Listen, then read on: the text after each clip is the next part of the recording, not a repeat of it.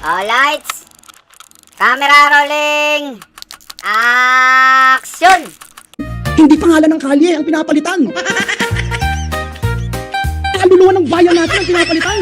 Hindi basta-basta pinakikialaman. Bakit? Kaluluwa ng bayan ko. Yung mga nagdarahop, yung mga naghihikahos, mga nangangailangan ng tulong, nangangailangan ng ayuda ng gobyerno, umaasa sa tulong ng gobyerno, pagsasamantalahan natin. Wow. Palakpakan para kay Joel Villanueva. Magaling. Lumipat ka na pala. Di ba 12 lang yung mga animal? So, pang 13 ka pala. Ang dami mong pwedeng gayahin, bakit si Judas pa? Iisa-isahin ko sa'yo ang kasalanan mo sa mga Pilipino. Una, nakapanumpa si Gatchalian sa Kasisoto dahil sa'yo. Pangalawa, nalipat yung liderato sa kanila dahil sa'yo. Pangatlo, hindi na mapapanagot yung tunay na may kasalanan sa flood control dahil sa'yo. Pangapat, back to zero na naman yung investigasyon dahil sa'yo. Panglima, hawak na naman ni Bangag sa leeg yung Senado dahil sa'yo. Pagsabihan nyo tong brother nyo, bakit sumapi sa mga demonyo? Yung mga nagdarahop, yung mga naghihikahos, mga nangangailangan ng tulong, pagsasamantalahan natin. Ang galing mo magsalita. Pati yung lamesa, iniikot mo pa. Nilulukot mo yung mukha mo, tapos ipampas-ampas ka pa. Tapos sa huli, kakampi ka rin pala sa kanila. Hindi basta-basta pinakikialaman. Bakit? Kaluluwa ng bayan ko. Alam mo Joel, pwede ka mag-artista. Kasi puro ka forma. May sinasabi ka pang kaluluwa ng bayan, pero pinagtaksilan mo pa. Kaluluwa ng bayan. Wala na, binaboy nyo na. Yung mga kasama mo sa katotohanan, iniwan mo. May pahampas-hampas ka pa dyan, lahat ng sinuka mo, kinain mo. Sino ba yung daddy neto? Sigurado ko sinusuka ka na ngayon ng daddy mo. Nag-ugat po ang mga kaguluhan sa Tumigil magkasunod. ka! Nag-ugat ang kaguluhan dahil sa'yo saka sa bagyo. Kayong dalawa ng bagyo ang nag-expose ng korupsyon sa flood control na to. Di ba noong 2024 mo pa pinaglalaban to? Ang reklamo mo pa, walang pumapansin sa'yo. Tapos nung kinampihan ka nila sa laban mo, yung kumampi sa'yo, iniwanan mo. Yung laban mo, inatrasan mo. Higit sa lahat, yung kalaban pa yung kinampihan mo. Ben, awat na Ben, tama na yan. Anong tama na? Paano yung issue sa flood control na yan? Sila yung tumanggap ng mali-maleta, sa tingin mo iimbestigahan pa nila yan? Maglalagay lang sila ng bagong chairman sa Blue Ribbon, tapos paiikot-ikutin lang din nila yan. Hindi nyo napansin, hawak na ni Bangag sa leeg lahat ng mga institusyon dyan. Kontrolado niya yung pulis, kontrolado niya yung NBI, kontrolado niya yung DOJ, kontrolado niya yung Kongreso, kontrolado niya yung Senado, at kontrolado niya yung Ombudsman. Kaya malabo pa sa sabaw ng pusit na may mapapanagot dyan. Sir, can you tell us more about what happened with negotiation kay Senator Joel? No, Senator Joel, gusto lang po niya magtrabaho. Sinungaling! Isa ka sa nagsulsol kay Joel.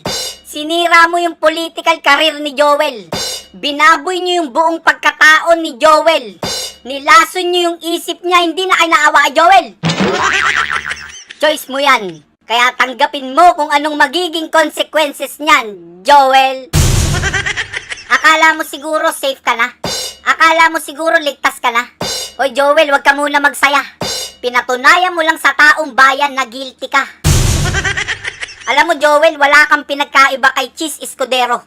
Hindi ko alam kung natakot, tinakot, basta parehong-pareho kayo. Lahat ng sinuka nyo, kinain nyo. Ikaw Cheese, natatandaan mo pa ba yung mga pinagsasabi mo rito? Isang tao lamang, Ginoong Pangulo, ang nasa likod ng script at sarswelang ito. Siya ang dahilan ng kaguluhan, pagkakaaway-away, pagkakawatak-watak na ngayon yumayanig sa ating bayan, maprotektahan lamang ang sarili niya. Ang pangalan niya ay matagal nang bulong-bulungan sa bawat sulok ng bansa, pero ngayon, unti-unti nang sinisigaw ng taong bayan.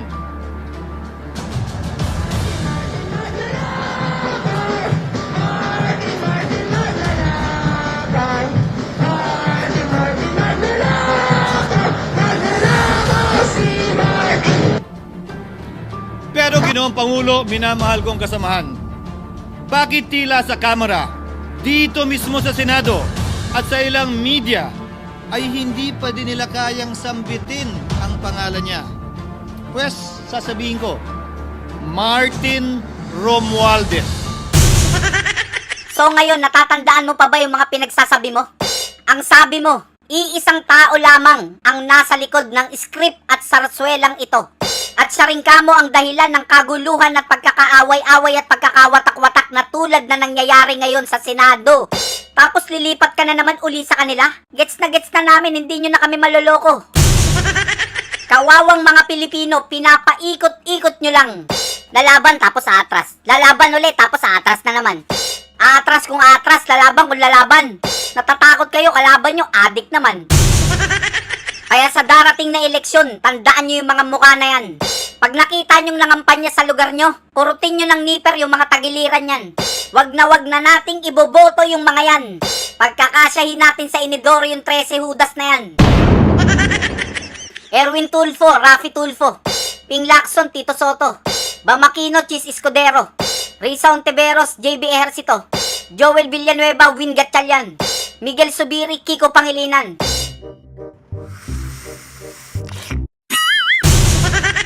Ben, may kulang ka pang isa dyan. Sino? Si Lito Lapid, Ben, nakalimutan mo isama dyan. Teka, Lito Lapid? Walang iya, senador pala yan? Anak ng tokwa, kahit kailan hindi ko yan naramdaman. Kaya ito si Chis, wag na kayong magtitiwala rito. Bukod sa kain suka, doble kara pa to. Pwedeng red, pwedeng yellow, pwedeng blue. Pagkatapos niyang ituro yung mastermind, sabay kambyo. Minsan ang binanggit ng mga diskaya ito mismo dito sa Senado ang kanyang pangalan. Pero agad itong pinabawi nung humarap sila sa Kamara. Binanggit ni Master Sergeant Gutesa ang kanyang pangalan. Pero ultimo notaryo, natunto nila at pinabawi nila ang pagnotaryo. Buti na lang, huli na't nasabi na niya ang pangalan ni Martin Romualdez na pinanumpaan dito mismo sa ating Blue Ribbon Committee. Hindi ba't si Ginoong Gutesa hindi ba't si Sergeant Gutesa lamang ang bukod tanging testigo na walang kinalaman, hindi sangkot sa flood control issue, kapalit ng kanyang pagtestigo? Siya ang kauna-unahang nagtestigo na personal na naghatid ng pera sa bahay mismo ni Martin Romualdez. Ang salaysay niya, Ginoong Pangulo, ay kumpirmasyon ng matagal nang isinisiwalat ni Congressman Chanco at Mayor Magalong kung sino ang ulo sa paglilimas sa kaban ng bayan na ating naririnig na rin. 13,803,693 with Congressman Saldico as proponent. For the record, ang binabanggit po nating Representative Elizaldico, siya po yung chairman ng House Appropriations Committee. Walang kaduda-duda yan. Ito nga, hirap na hirap silang banggitin pa yung isa sa mga mastermind nila dyan, si Saldico, hirap na hirap pa silang banggitin. May isa pang mas mataas sa kanya? Hindi naman gagalaw yun kung walang... Siyempre, hindi naman gagalaw yun kung walang pahintulot yung mas mataas sa kanya. She's the House Speaker. Martin Romualdez. Martin Romualdez. Martin Romualdez. Martin Romualdez. Speaker Romualdez. Speaker Romualdez. Martin Romualdez. How can I be the mastermind? How can I be the mastermind? How can I be the mastermind? Po sa isang senador, ito po ba yung related sa flood control? Baka hindi. Ayan yung conflict of interest na. Yung kaya more of plunder due to, alam nyo na yun. Walang yung ombudsman to. Di ko alam kung bakit naging ombudsman to. Due to alam nyo na yun. Walang ihalatang halata to. Ang sabihin mo, tinik sa lalamunan nyo si Senator Marcoleta kaya kakasuhan nyo para i-bend nyo na naman yung law. Magtutuloy-tuloy na ang mga kasong ito.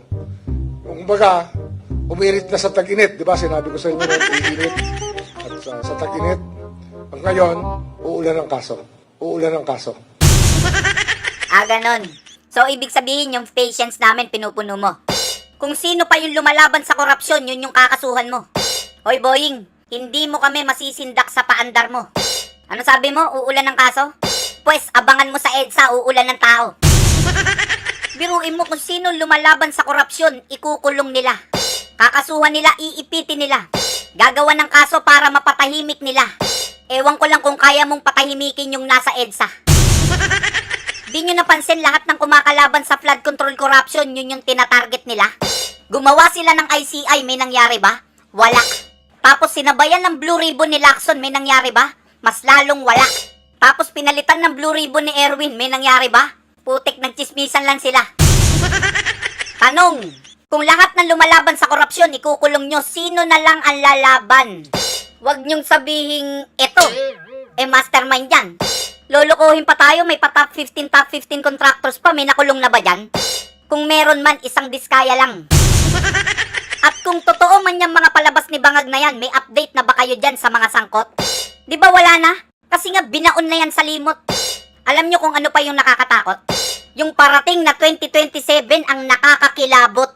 7.2 trillion national budget. Magpipiesta na naman yung mga kurakot. Kaya kung hindi tayo mananawagan ng hustisya, hindi titigil yung mga yan. Mas matigas pa sa asfalto yung mga mukha ng mga yan. Pag kinumpara mo ngayon 2026 national budget, mas mataas ng 407 billion pesos yan. Kaya abangan nyo yung 2027, uulan na naman ng nakawan yan. Kaya balak nilang ikulong si Senator Marcoleta para sa 2027 walang sagabal. At yung lumalaban sa korupsyon, kakasuhan nila kasi nga sila yung kriminal. Si Senator Marcoleta, wag niyong itulad sa hudas na si Villanueva. Walang prinsipyo, takot, walang isang salita. Overacting, walang bayag, puro forma. Siya mismo sumira ng political career niya. Hindi po tayo masisisindak. Hindi po tayo matatakot. Nung dumating yung flood control, binabanggit nga ni Senator Alan, bago pa siya umalis sa Senado, bago maging DFA Secretary, puro speech na si Joel Villanueva. 2023, panay speech na ni Joel Villanueva sa flood control. Sino ba ang unang nag-expose ng flood control? Sino ba ang unang nagsabi that there is 1.44 billion pesos a day? Brother Eddie, nananawagan ako sa'yo, no? Yung baby boy mo, ang galing umakting, pwedeng artista to. Kung buhay lang si Kuya Jones, pinasok sa Wednesday group to. Kala ko ba hindi ka papasindak, ha? Kala ko ba hindi ka matatakot, ha? Ang yabang-yabang mo pa, sabi mo, ikaw unang nag-expose, di ba? Tapos nakarinig ka lang kay Boying ng hinog na, bumaliktad ka na. Biruin mo, hinog pa lang sinasabi, natakot ka na. Mapunta naman ako sa'yo, walang yaka. Balita ko, nag-all-time low ka daw, ah. Yung satisfaction rate mo daw, pinasadsad mo daw, ah. Biruin mo, 31 million yung bumoto sa'yo, tapos yung satisfaction rate mo ngayon, negative 15 daw, ah. Samantala, sumadsad ang net satisfaction nating or net rating ni Pangulong Ferdinand Marcos sa halos lahat ng pangunahing lugar sa bansa. Net satisfaction rating ni Pangulong Ferdinand Marcos Jr. sumadsad sa negative 15% base sa pinakahuling survey na ginawa ng Social Weather Stations o SWS. Sumadsad sa record low ang net satisfaction rating ng administrasyon ni Pangulong Bongbong Marcos sa unang quarter ng taon ayon po sa SWS survey. Sumadsad naman sa record low na net satisfaction rating ni Pangulong Bongbong Marcos nitong Marso. Sumadsad sa record low ang net satisfaction rating ni Pangulong Bongbong Marcos sa pinakahuling survey ng SWS. Mula sa negative 3 na neutral rating noong November 2025, bumaba ito sa negative 15. Anak ng bakang dalaga naman, oh.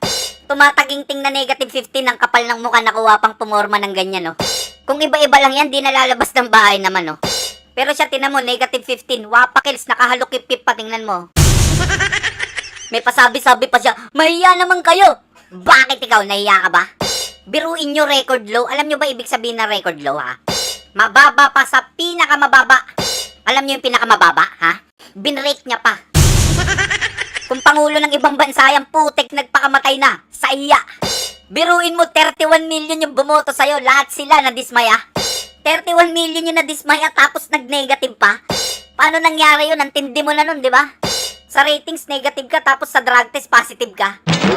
Paano yung mga Pilipino, dismayado, galit, wala nang tiwala, higit sa lahat, visit na! President's net satisfaction rating dropped to an all-time low of minus 15% based on the SWS survey of March 2026. Is the President bothered at all? Sa ating pagkakatingin, depende nga po yan sa mga respondents na nakakausap. Sabi nga po natin, muli, tinagurian nga po si Pangulo na highest rated among the top 4 officials. Teka, ano daw?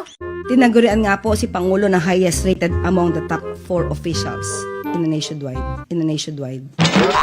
Sinungaling! Highest rated, sa mo nakuha yun? Nationwide pa, wala kaming nabalitaan ganun. Ang alam namin, yung net satisfaction rate ng amo mo, nag-negative 15, alam ng lahat yun. Sa lahat ng dumaang presidente, siya lang nakagawa nun. Handa kang magsinungaling, manloko ng Pilipino, basta yung amo mo maiangat. Sa buong Southeast Asia nga, pangalawa tayo sa kulelat. Tapos may sinasabi pa siyang ina-nationwide. Mali pa yung grammar ni Bilat. Wala ka talagang maaasahan sa gobyerno na to, tanghali na lang yung tapat. Ang kapal ng mukha na itong bangag na to, hindi marunong mahiya. Biruin mo, halos kapantay na natin yung bansang may civil war. Natalo pa tayo ng Vietnam, Cambodia, Malaysia, hindi ba nakakaasar? 5% na lang mauunahan na tayo ng Myanmar. Pansinin nyo, yung net satisfaction rating neto, negative 15. Tapos sa buong Southeast Asia, pangalawa tayo sa pinakamababang rating. Sabay magpo-propose siya ng 7.2 trillion national budget for 2027, sarap sakalin. Di ba kakatapos nyo lang nakawin yung national budget ng 2026, meron na naman parating? Wala na nga kaming napala ng 2026, tapos sa 2027 yung budget itataas nyo pa rin? Ano ba naman yan? Nakakapanginig naman ang laman yan. Meron na naman silang nanakawin.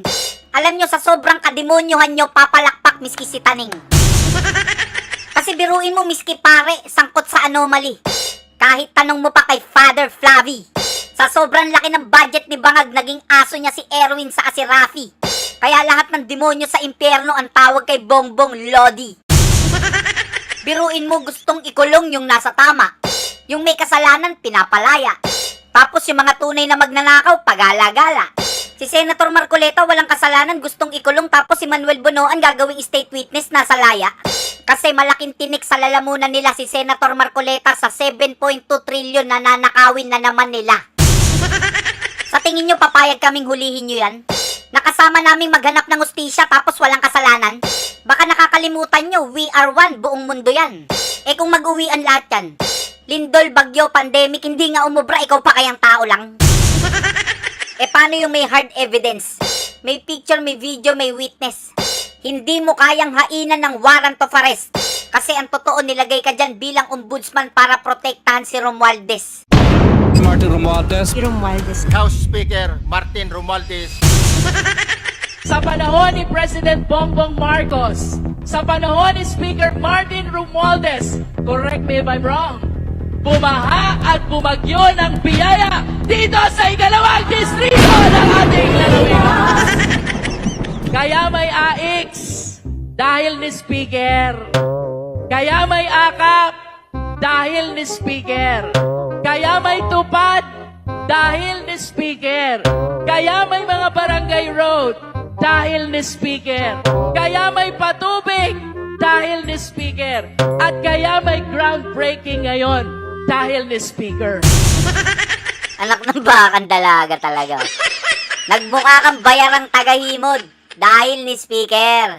Lumaganap yung nakawan sa Pilipinas dahil ni Speaker. Umulan ng maleta sa Kongreso at Senado dahil ni Speaker. Tumindi ang baha sa Pilipinas dahil ni Speaker. Naging negative 15 tong adik na to dahil ni Speaker. Pangalawa tayo sa kulelat sa Southeast Asia dahil ni Speaker. Dumami yung babae na Rafi Tulfo dahil ni Speaker. Bumaliktad tong dalawang hudas na to dahil ni Speaker. Lahat ng kaguluhan na nangyayari sa bansa dahil ni Speaker. Tapos eto pa ang matindi. Lahat ng dating DPWH officials state witness na. Roberto Bernardo, Henry Alcantara, Manny Bonoan, saka Gerald Opulencia. Lahat sila state witness na. So sinong ituturo nila? Sinong mastermind ang ituturo nila? Sige nga. Si Martin ba yung pinakademonyo sa kanila? O si Bryce, yung pinakamababa sa kanila?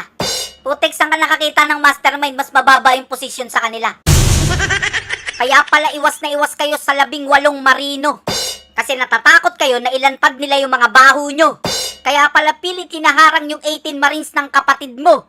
Nung tinanong ng media, nagsinungaling pa yung loko. Million fans around the world! Walang awat ha? Walang awat ha? Walang awat ha?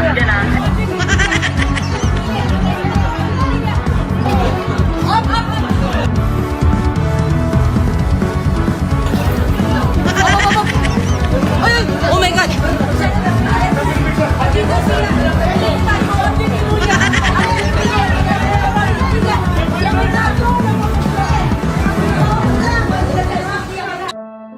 Anong kailangan kong gawin upang malaman mo?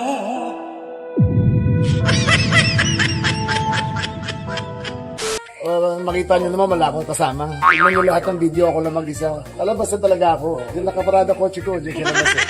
Pwede na ako mag-isa mag-block ng isang batalyon ng tao. Sinungaling ka, palabas ba yan? Tingnan mo nga kung palabas yan. Palabas ba yan nakaharang ka dyan? Kung kailan papasok kami, saka mo sasabayan. Alam mo sa lahat ng lumalabas dyan, ikaw lang yung nakaharang. May ganyan ba lumalabas, nakaangat yung siko? Lumalabas ka tapos yung kasalubong mo, tinutulak mo. Ganyan ka ba lumabas sa inyo? Ayan o, kahit saan anggulo, kitang-kita. Lalabas ka lang, inaakap mo pa sila. Pwede ka naman dumaan dun sa gilid o kaya sa kabila. Hindi yung kung saan sila naglalakad, dun may sinasaksak yung sarili mong loko ka. Wala ho tayong pakialam sa batas. Sometimes, you have to bend the law. Nani? Mas mataas po ang taong bayan sa batas. Am I right, Secretary Remulla? Am I right, Secretary Remulla? Yes, sir. Ayon kay Palace Press Officer Claire Castro, madaling araw na ng kanilang nalaman ng rally. Aanga-anga. At agad naman nila niya itong ibigay alam kay Pangulong Bongbong Marcos. Walang nagawa ang intelligence funds na bilyon-bilyon. Aanga-anga. Grabe ka naman magsalita ka, Nelson. Aanga-anga. Alam mo na nga, aanga-anga, inuulit-ulit mo pa. Hindi ka na naawa sa kanya. Ang hirap-hirap kaya magsinungaling araw-araw tapos ginaganyan mo pa siya. Pwede mo naman siyang tawaging Madam Sinungaling. O kaya di ba Claire pangalan niya? Pwede namang Kleng-Kleng. Pwede ring Tililing. Pwede ring Miss Toyo para geng-geng. O kaya tanggalin mo yung CL, gawin mong eng-eng para tunog malambing. Biruin mo araw-araw ka nagsisinungaling, ang hirap kaya nun. Tapos national TV pa yon. Pag hindi ka sanay, dudugo bunganga mo nun. Pawang mga profesional saka makakapal lang mukha nakakagawa nun. Ang hirap-hirap nun, biruin mo tinanggap mong trabaho tagapagsinungaling. Kailangan makapal mukha mo dun. Saka imagine ninyo kung magkano offer sa kanya dun. Ilang maleta din yun. Magsinungaling ka ba naman araw-araw, hindi bababa ng 3 maleta yun. O ito, tingnan nyo kung madali ginagawa niya. O kleng-kleng, pasok! Nakakaalarma po ito dahil gumaganda po ang takbo ng ekonomiya ng bansa.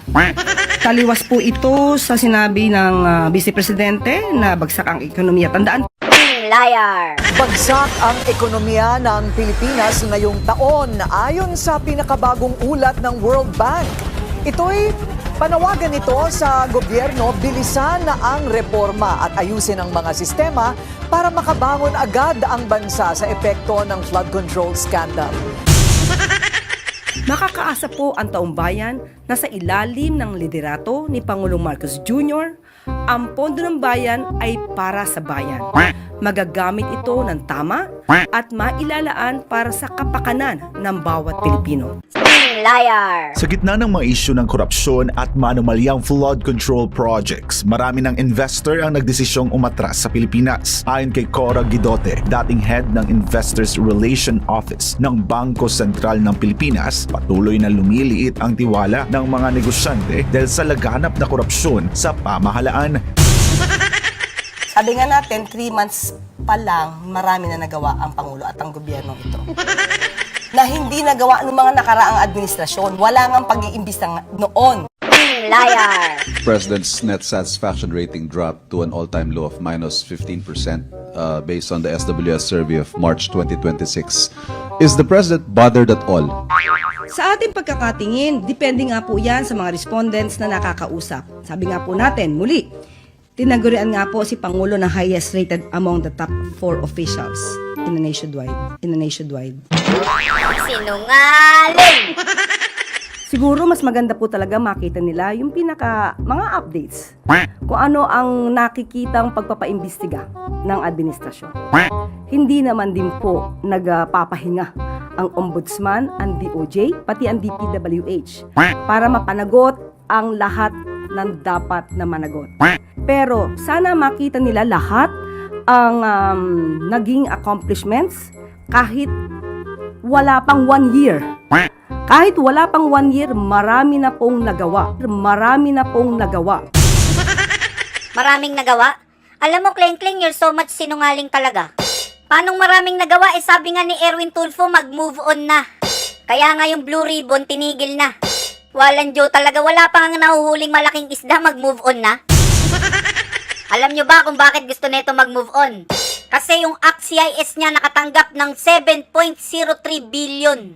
Sige nga, imagine niyo kung gaano kadami yun. Nakikita niyo yung picture na yan? Ano pa lang yan? 50 million. Biruin mo, 140 na ganyan para makabuo ka ng 7 billion.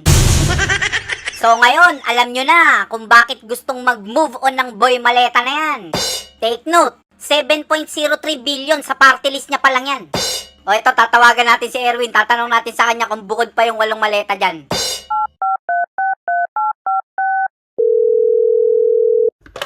Hello Erwin. Yung 7.03 billion ba, bukod pa yung maleta dyan? Pakisagot lang, oh. Iikot na lang ba ang mundo natin sa flood controls? Can't we move forward? Marami pa namang problema na dapat imbestigahan. Ganun ba? Second question, Erwin, oh. Yung Viva Max ba, lang ya. Tinanong ko lang yung Viva Max, pinagsaan tayo ng phone, guys. Gusto mo kaming mag-move on kung kailan magtatag-ulan na? Ayan noon, nung June 21, konting ulan lang, baha na. Madali lang sa'yo magsabi ng move on, palibasa kasi yung bahay mo hindi binabaha. Paano na lang pag nagsumbong sila sa Tulfo, ang sasabihin mo? Mag-move on ka na. Magsusumbong ka, move on sasabihin, nagsumbong ka pa. Pag nagsumbong ka dito kay Browner, nagtataka. Pag nagsumbong ka kay Erwin, mag-move on na. Ito naman, laging nasa barikada. Tapos yung Pangulo nasa Canada. Sige mo yan, ano pa lang yan, hindi pa yan yung tipong... Tapos wala nang dumadaan doon kasi malalim na yan. Ano na kasi, unpassable na kasi yung bandang ang gandang dito lang talaga mataas. Grabe, ang lakas ng ano. Ayan, tignan mo, parang dagang. Ang lakas ng ano, grabe. San ba yan? Sa Balintawak QC? Grabe bang bagagi. Nagtataka pa ba kayo bakit naging malaking swimming pool yung city? Dahil sa korupsyon nga ni. Paano tanang pondo sa Quezon City gihatag sa anak ni Rafi? May plano po kayang makipag-usap ang Pangulo kay INC Executive Minister Eduardo Manalo na inappoint na po as Special Envoy for Overseas Filipino Concerns po. Regarding po sa situation sa EDSA. Wala pa pong napaparating sa atin kung ano ang balak ng Pangulo patungkol dito. Siguro dapat malaman din po natin kung mag-uusap sila kung ano ba ang hiling. Sila naman po kasi nagpo-protesta. So ano po ba yung pinaka-goal? Ano daw yung goal natin? Anga ka nga. Boplax ka ba? Hindi ba obvious na may nakawan sa pera ng bansa? Tapos tatanungin mo kung anong goal? Buong Pilipinas nga alam na. Dalawa lang yan. Anga ka or kasabwat ka. Si Boying, protektor ng magnanakaw. Si Lacson, tagapagtanggol ng magnanakaw. Si John Vic, tagaharang ng magnanakaw. Tapos ikaw, tagapagsalita ng magnanakaw. Ang goal namin, transparency, justice, saka accountability. Gusto nilang ikulong si Senator Marcoleta dahil sa campaign donation. Anong tawag mo dito? Anton Lagdameo, top list of donors to Marcos campaign. Hindi ba yan donation? Di plunder din yan kasi may donation. Hindi nga, tatanungin kita, Boying, hindi ba yan donation? Anong tawag mo dyan? Donorization? or supporting money from BFF station. Kung plunder yung tawag dyan, unahin yung ikulong yung bulol na yan. Pag uwi niyan galing Canada, hulihin mo agad yung bulol na yan. Puwera na lang kung aso ka niyan. Pag hindi nyo kinulong yung bulol na yan, maliwanag na selective justice yan. Tapos yung mga papuntang rally, hinaharang nyo. Hahanapan nyo ng butas para i-hold nyo. Mga demonyo kayo, halatang halata kayo. Yung rally daw kasi perwisyo. Eh yung mga magnanakaw sa gobyerno, hindi perwisyo? Mas malaking perwisyo ang nakawin yung pera ng bansa. Bukod sa perwisyo, mga salot pa. Dahil sa perwisyong magnanakaw kaya bumabaha. Biruin mo, hindi pa pinapanganak yung sanggol, may utang na. Utang na. Okay ba sisiyo ka nagpapahamak eh? Bukan natin, sir. Baka marami sa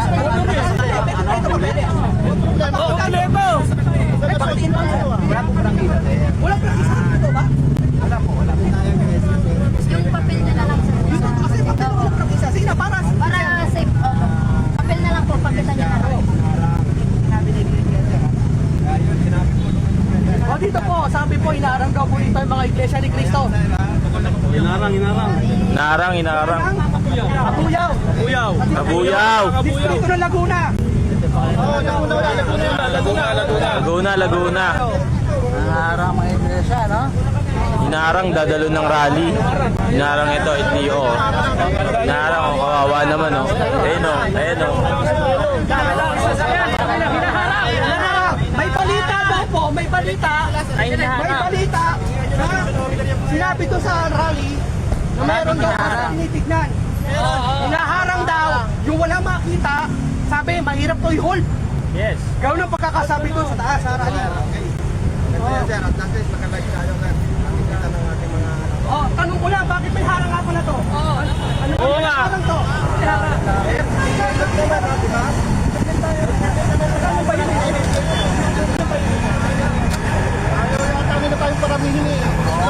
Harang pala yan. Oo nga. Magaling ng harang! Ang daming sasakyan dito, kami lang hinaharang. Pinagbibintangan ang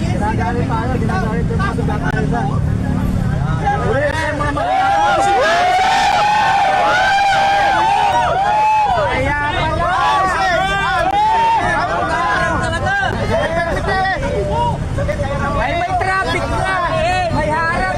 Kapatid natin!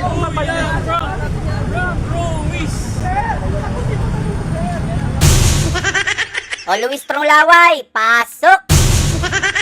Buhay ang kakapal ng mukha, harap-harapan tayong winawalang hiya. Nagpapanggap silang lahat na marangal na nagbibihis, formal na kriminal.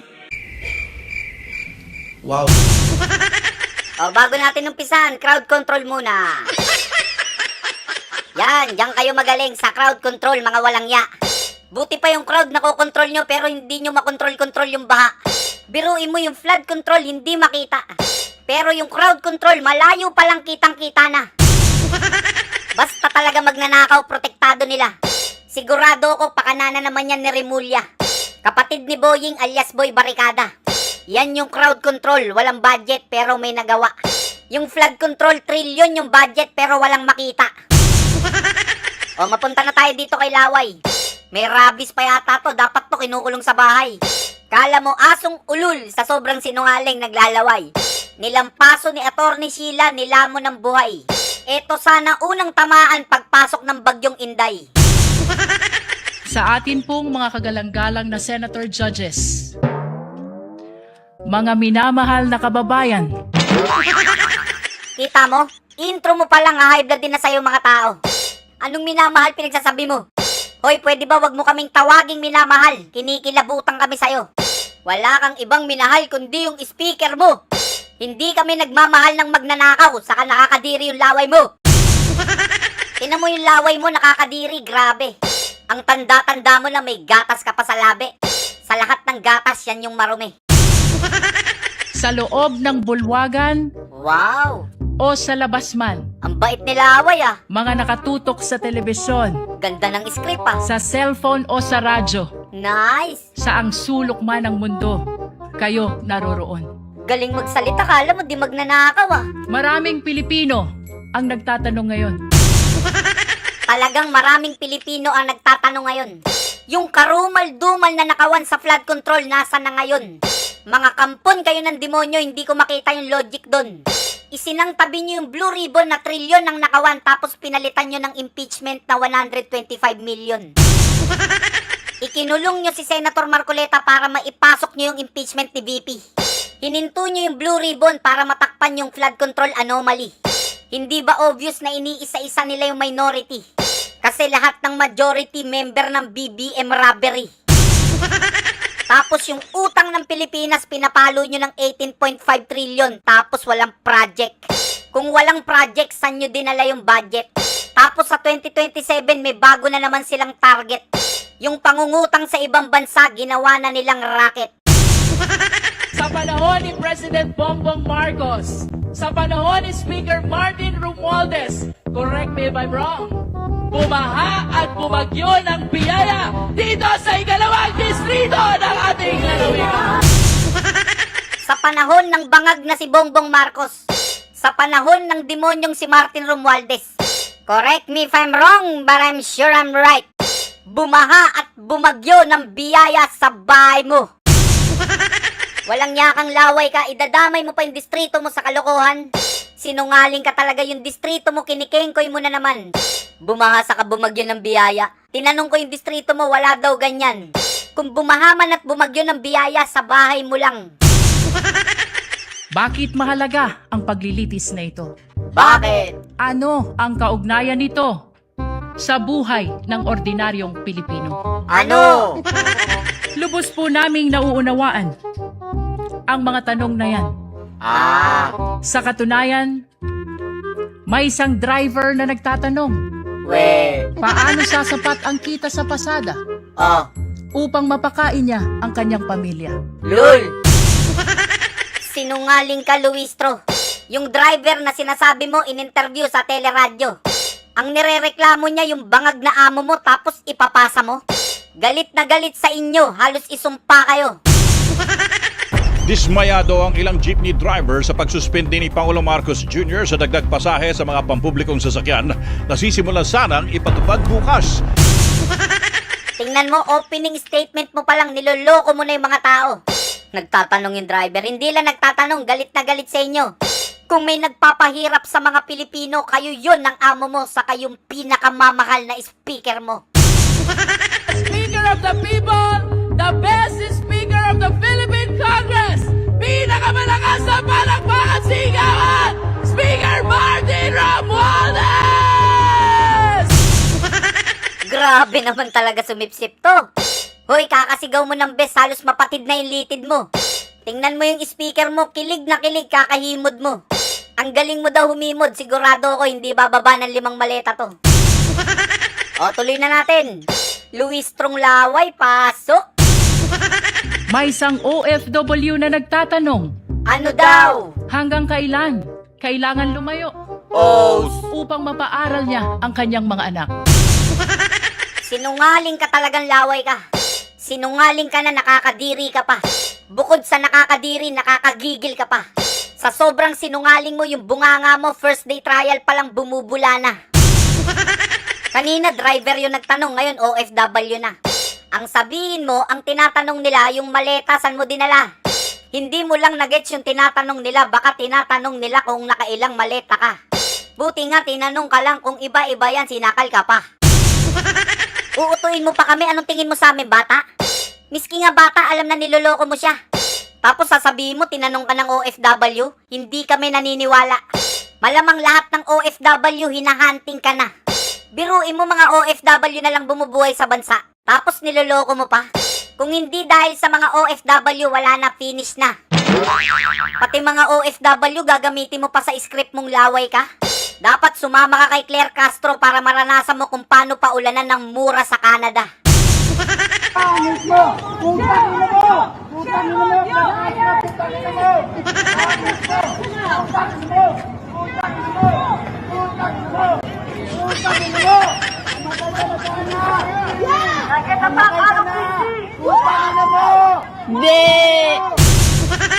Grabe ka, Claire, nakakahiya ka. Biruin mo, salubungin kayo ng protesta. Kasama niya pa yung boss niyang ginawang tagapayong sa Canada. Ang kakapal ng muka. Dati sa Pilipinas, yung Canada nagpadala ng basura. Ngayon, mismong basura yung nagpunta sa Canada. Kung nagtatanong yung mga OFW, ang tinutukoy kayo. Eh halos lahat ng OFW nga galit sa inyo. Mulat na yung mga tao. Hindi na uubray ang mind conditioning mo. Higit sa lahat yung laway mo, punasan mo. Ang pinag-uusapan nila sa impeachment trial, 125 million. Habang ang issue ng maletagang, trilyon. Lahat ng ninakaw nyo sa bayan, hindi namin nakakalimutan yun. Iisa-isahin natin. Sasampalin natin ang katotohanan sa Senado yung naglalaway dun. 241 billion 2025 illegal insertion sa GAA. 117 million PDIC, pondo para sa proteksyon ng depositor sa bangko, ginamit na rin sa napunta. 500 billion flood control budget, tapos ghost project kaya mas lalong bumaha. 89 billion para sa PhilHealth, pondo para sa kalusugan ng Pilipino, kinuha tapos inilipat sa iba. 62 billion sa Land Bank, pondo ng bangko para sa pagpapaunlad ng mamamayan, ginamit sa iba. 250 billion Maharlika Funds, pondo ng bayan na dapat para sa kaunlaran, pero walang malinaw na resulta. 62 billion sa DBP, pondo para sa pagpapaunlad ng bansa, kinuha. 129 billion gold reserve ng bansa, binenta. 62.5 billion GSIS funds, nasa na? Saka yung 14.3 billion small town lottery prize fund, nasa na? Tapos uutuin mo yung mga Pilipino sa impeachment na 125 million, loka-loka ka ba? Kaya sa opening speech pa lang nilamong ka na ng buhay ni Atty. Sheila. Ma'am Claire, kumusta? Pwede mong sabihan yung president natin? Bakit patuloy na imbestigahan ang flood control? Ang flood control, ibalik ang pera. Binibilin nyo na lahat ng mga congressman, mga senador, at ang mga justice system. Mahiya naman kayo! Mahiya kayo sa pera ng bayan. Si Claire Castro! Bring back the money to the coffers of Filipino! Your face is ugly than what you are! Because you are a liar! Ma'am! You are a traitor! Singganana! You are a thief! Sinugtama na po, singganano kagwapa sa inyo! Pero tani ang kwarta sa Pilipino, ibalik nyo! Kaluoy ang mga Pilipino! Inaubos na ninyo ang kwarta sa flood control!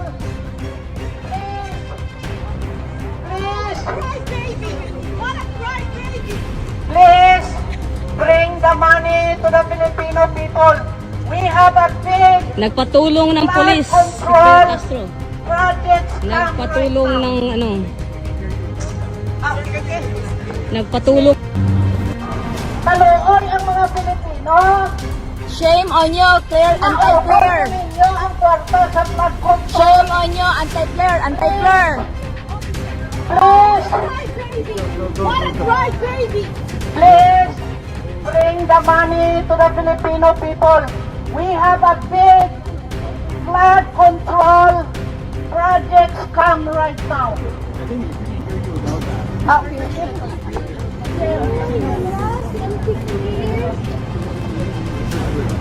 Kapal ng mukha. Ito ba? Kurap! You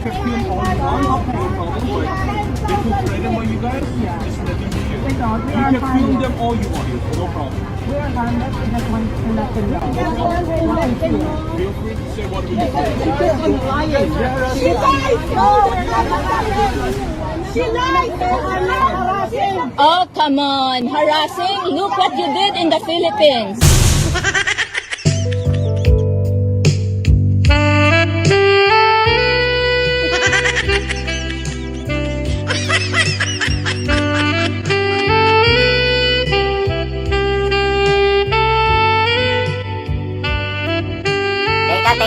Teka lang, Chis, ha?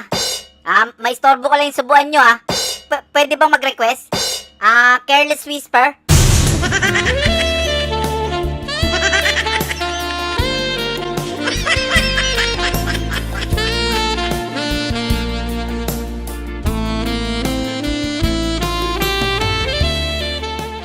Wow. The Senate President. Mr. Presiding Officer, I just have a few questions while we're waiting for the video to play. This is in line with authentication. The gentleman may proceed. Yes, 2 minutes. Yes, 2 minutes. Walang yung Senate President yan. 4 na oras kayo dyan, binigay sa'yo 2 minutes lang. Iniisip kasi ni Escudero, wala kang kwenta dyan. Kung ako sa'yo, Win, umuwi ka na lang. Bukod sa mukha kang tanga, pampasikip ka lang. Biruin mo, binigyan ka pa ng 2 minutes. Sa katulad mong walang kwenta, mahaba na yan. Dapat nga sa'yo, 10 seconds lang. Magtatanong ka pa, wag na, mag-ano ka na lang, mag-ganchilyo ka na lang. Gawan mo na lang ng baby babe si Luistro para may pansahod ng laway niya dyan.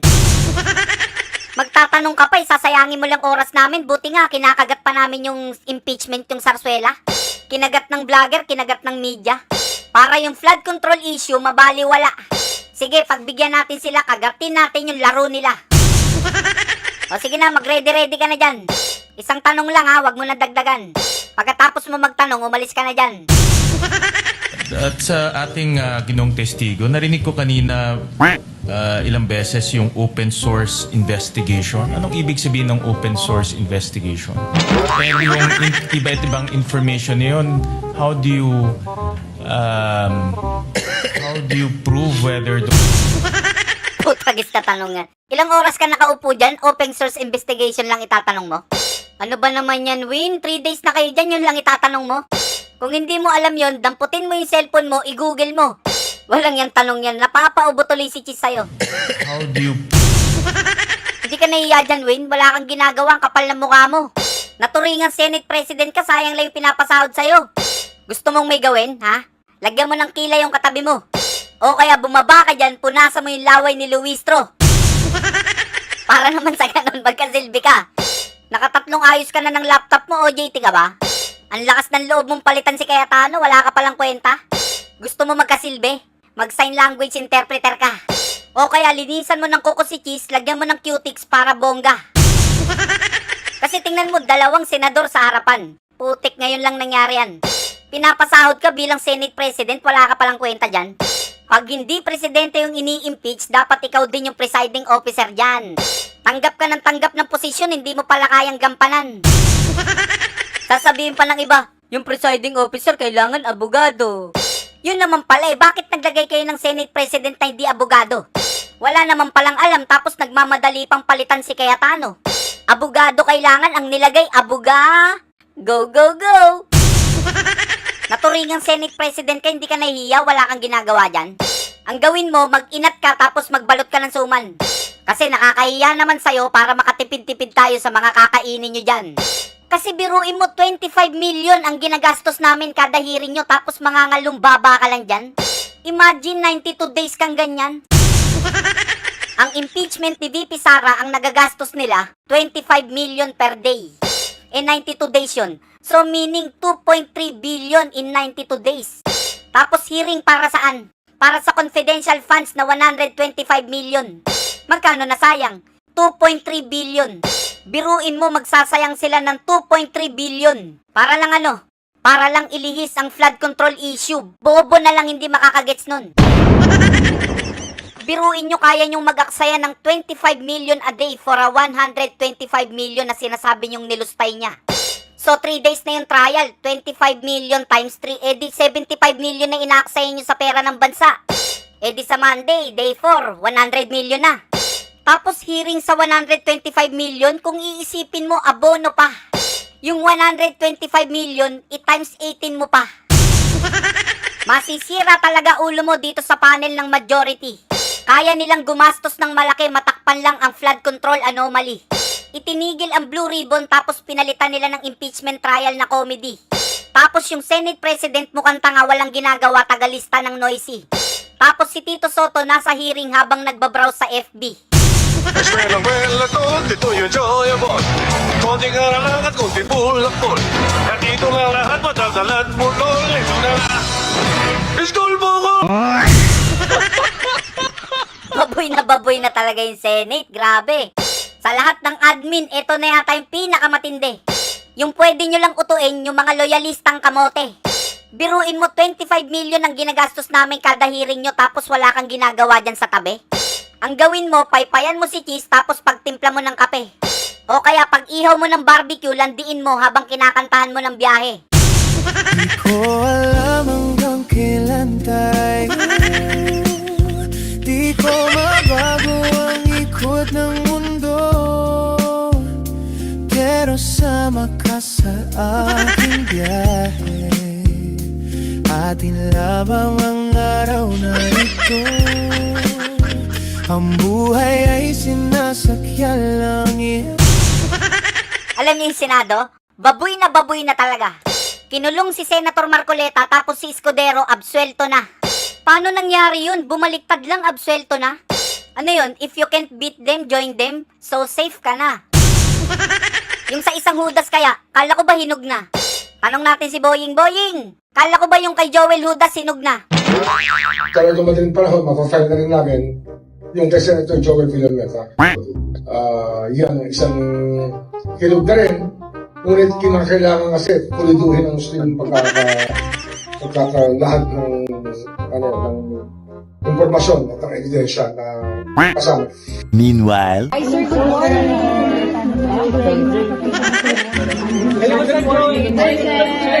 Later that same evening. Hindi namin tinanggap yung findings ng DOJ kasi nakulangan kami sa case build-up na ginawa ng DOJ, so we had to conduct our own. Sayang, hinog na sana, nahilaw pa. Alam mo, Boying, masyado kang halatang-halata. Kung magluto ka, latang-lata. Pag nasa majority ka, absuelto ka. Pag nasa minority ka, kulong ka. Tapos yung campaign donation, plunder na pala. Walang niya, binago na pala. Hindi lang Senado binaboy nyo, pati channel ko binaboy nyo. Nakatanggap ako ng maraming comment dito. Sa lahat daw ng video ko, eto lang yung nakakadiri, yung kay Luistro. Sa tagal-tagal kong nagbablog, ngayon lang ako nagkaroon ng nakakadiring video. Di nyo napapansin, bumabagyo kada hinihinto nyo yung blue ribbon. Saka bumaba agad, miski konting ambon. Kung kailan tag-ulan, saka nyo hinihinto yung blue ribbon. Tignan nyo yung ilog, mukha ng kalsada sa lakas ng alon. Ben, baliktad Ben. Tingnan mo yung kalsada, mukha ng alon sa lakas ng ilog. ang nais ko talagang malaman, paano ba tayo umabot sa ganito? Paano nga ba?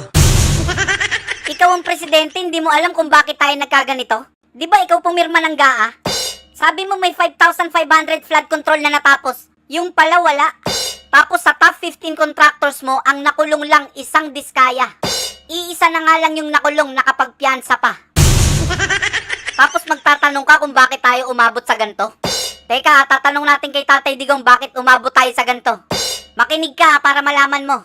Tatay Digong, tinatanong netong loko-loko na to, bakit daw tayo umabot sa ganito? May drug addict tayo na presidente. Bangag, bangag. Yeah. Are you ready, guys? This song is dedicated to Bonget. La la la la la la la la la la la la la la la la la. Di matino ang isip niya kasi siya'y sabog na. Putragis na yan. Di alam ang tama't mali kasi siya'y sabog na. Tuliro ang utak niya, hoy, alam niyo ba? Hindi pa, bakit? Kasi sabog na, kasi sabog na, kasi sabog na. Tararatatat. Pinangga ang flood control ng barko kasi siya'y sabog na. Ba't pinangga? Binenta pa ang gold kasi siya'y sabog na. My goodness! Kinuha ang pera sa PhilHealth, alam nyo ba? Ano yun? Kasi sabog na, kasi sabog na, kasi sabog na. Tararatatat. Lalabas sana siya ng bansa kaso siya'y sabog na. Wow! Walang nakukuhang investor kasi sabog na. Nagsilayasan na nga eh. 20 pesos daw na bigas, soy magkano na? Yan na nga ba sinasabi ko eh. Kasi sabog na, kasi sabog na, kasi sabog na. Tararatatat. Kaliwat kanan ng utang kasi sabog na. Sabog na. Lubog sa baha at utang kasi sabog na. Alata. Ayuda ng ayuda ang pinsan niya. Ayuda, puro nakaw nga ginawa eh. Habang sabog siya, kasi sabog na, kasi sabog na. Tararatatata. Bulol ang amo nyo kasi siya'y sabog nga. Ah, kaya pala bulol na tabingi. Kinakain ng salita kasi siya'y sabog na. Pati mga kriminal, hoy, absuelto na. Yan na nga ba sinasabi ko eh. Kasi sabog na, kasi sabog na, kasi sabog na. Tararatatata. Nakalaya si Dilima habang sabog siya. Sabog talaga. Nakalaya din si Kerwin kasi sabog na. Talaga naman. Si Napoles nakalabas, hoy, alam nyo ba? Oh, nakalabas? Habang sabog na, kasi sabog na, kasi sabog na. Tararatatata. Tapang-tapangan pa sa media kasi sabog na. Nagpamilya pa. Lalabanan daw ang China habang sabog siya. Lintik na yan. Eh dito nga kay Sara, takot na siya. Oo nga. Kasi sabog na, kasi sabog na, kasi sabog na. Tararatatata. Sa katerba ang binudol kasi sabog nga. Ang dami talaga. Nagpabudol naman ako, di ko alam sabog siya. Yun lang. Nagsisisi tuloy lahat to, inang ina. Hoy, wag ka magbura. Kasi sabog na, kasi sabog na, kasi sabog na. Tararatatata. In-appoint pa si Rimulya kasi sabog na. Mga traidor, mga hayop, mga animal. Para matabo na ng issue habang sabog siya. Mga demunyong magnanakaw. Gusto niyang iligtas si pinsan, alam niyo na. Siyempre, love niya yan eh. Kasi sabog nga, kasi sabog nga, kasi sabog nga. Tararatatata. Palubog na ang pinasyo kasi sabog siya. Palubog talaga. Sinimot ang kaban ng bayan, sabog talaga. Simut talaga, to the max. Maang-maangan pangungas pero may pirma niya. Tanga-tangan. Pumipirma siya, abang sabog siya. Pumipirma siya. Tararatatata. Ben, sabog ba saan? Sabog sa party, sabog sa utang, saka sabog sa travel.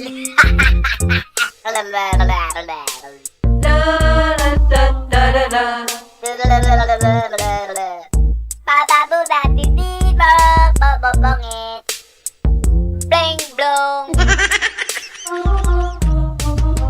Ben, maawa ka, tama na. Kawawa na yung baby M namin. Hoy mga tanga, hindi namin kayo titigilan hanggat di nyo sinusuli yung mga ninakaw nyo.